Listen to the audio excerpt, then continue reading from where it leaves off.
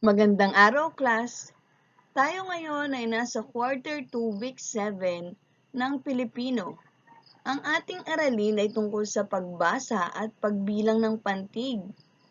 Sabi nga, sa Pilipino, madaling matuto basta kasama si Teacher Malu. Kaya halina at samahan niyo ko.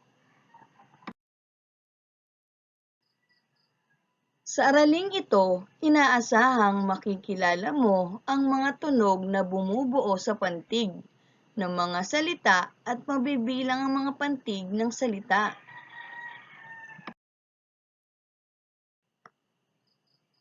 Ang ating aralin ay tungkol sa pantig at pagpapantig.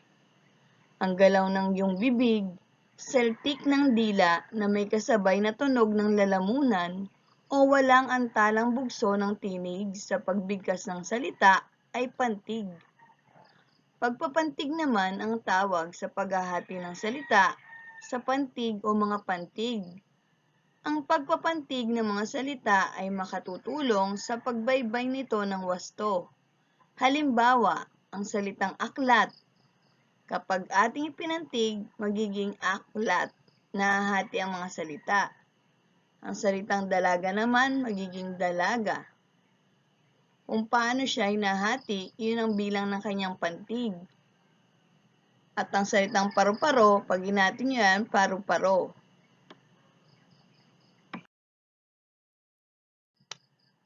Ihanda na ang inyong lapis at kwaderno. At gawin na natin ang gawain sa pagkatuto bilang isa. Tingnan ang mga larawan sa ibaba. Ibigay ang tunog ng unang letra ng salita ng mga larawan. Isulat ang sagot sa iyong kwaderno. Ang hinahanap lang dito ay ang unang letra o unang tunog. Sa number 1, ang nasa larawan ay lapis. Anong letter ang nawawala doon sa patlang? 2, ang nasa larawan naman ay ubas. Ang pangatlo, pagong, at ang pang-apat naman ay ilaw. Madaling marinig kung ano ang tunog na nawawala.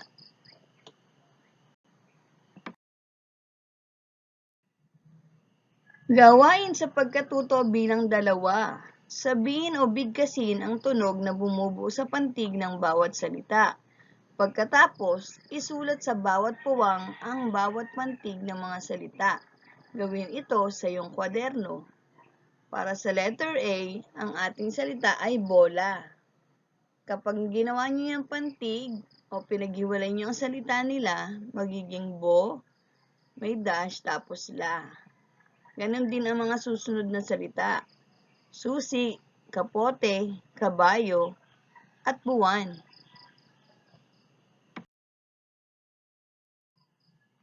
Gawain sa pagkatuto bilang 3. Basahin ang mga sumusunod na salita sa pamamagitan ng pagpalakpak. Isulat ang bilang ng pantig sa kwaderno katulad ng nasa halimbawa. Ang ating halimbawa ay ang salitang araw. Kapag pinalakpak nyo ito, magiging, nasabayan natin ang palakpak, ang salitang araw magiging araw. Mabilis lang siya kapag ipinalakpak. Araw. Next natin, maaga. Bilangin nyo nga ang bawat pantig nila. Maaga. Ilang pantig kaya ito? Number 2, ang salitang ang. Pag binasa natin, ang. Ilang kaya yun? Number 3, masaya. 4, basurahan. 5, linggo. 6, plaza. 7, namasyal. Sulat nyo nga daw kung ilang palakpak o pantig ang inyong narinig. Para naman sa gawain sa pagkatuto bilang 4, bilangin ang pantig ng mga salita ayon sa bilang ng pantig nito. Gawin ito sa iyong kwaderno. Nakalagay dyan sa loob ng kahon ay 1 pantig, 2 pantig, 3 pantig, 4 na pantig. Ang mga salitang ilalagay natin ay itinapon, ang, at araw.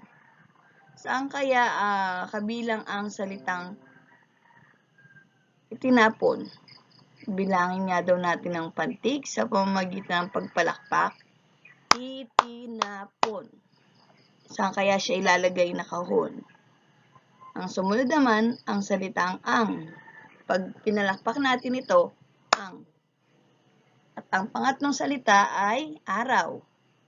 Araw. Saan kaya siya papasok? Isusulat niyo dyan sa loob ng kahon. Gawain sa pagkatuto bilang 5. Pantigin ang mga sumusunod na salita. Kilalanin ang tunog sa bawat pantig sa pamamagitan ng pagsulat nito. Ibigay din ang bilang ng pantig. Gawin ito sa iyong kwaderno. Ang nasa unang larawan ay ang baka. Ang ilalagay natin, isusulat natin sa unang patlang ang salitang ba plus ka. Pag pinagsama natin, ilang pantig ang mabubuo sa salitang baka. Ang number 2 naman ay kambing. Ilalagay nyo ang kanyang salitang pagpapantig at bilang ng pantig.